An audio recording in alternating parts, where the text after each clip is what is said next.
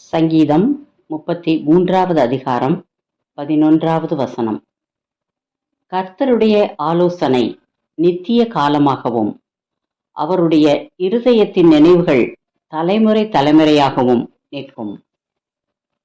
நம்முடைய பயணத்தில் நமக்கு அநேகர் ஆலோசனை சொல்லுவார்கள். பணம் இருந்தால்தான் உலகத்தில் நாம் வாழ முடியும், அப்பொழுதுதான் எல்லோரும் நம்மை மதிப்பார்கள் என்று சொல்லுவார்கள்.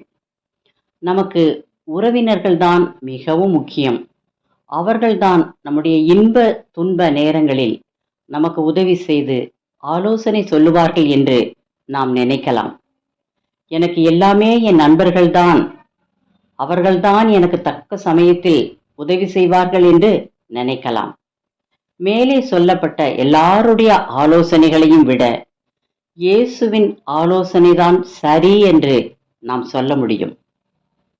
நாம் அவரை நம்முடைய சொந்த இரட்சகராக ஏற்றுக்கொண்டு நம்முடைய பயணம் அவரை பின்பற்றி செல்வதாக இருக்கும் என்றால், வாழ்நாள் முழுவதும் அவர் நமக்கு நன்மையான பாதையை காட்டி நமக்கு சமாதானம் தருவார்.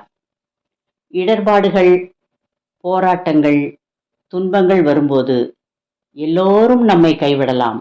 ஆனால் இயேசுவின் ஆலோசனையை கேட்டு அவர் பின் செல்லுகிறவர்கள் வாழ்வில் ஒருபோதும் வெட்கப்படுவதில்லை. ஏனென்றால் அவர்தான் உண்மையான ஆலோசகர், நல்ல வழிகாட்டி. நம்முடைய பாவங்களுக்காக சிலுவையிலே மரித்து நமக்கு பாவ மன்னிப்பை கொடுத்தவர். இயேசுவின் பின் செல்லுகிறவர்களோடு அவர் கடைசி வரை துணையாயிருந்து காப்பார்.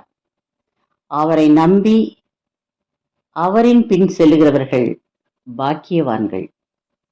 ஜெபம். இயேசுவே, நான் உம்மையே நம்புகிறேன்.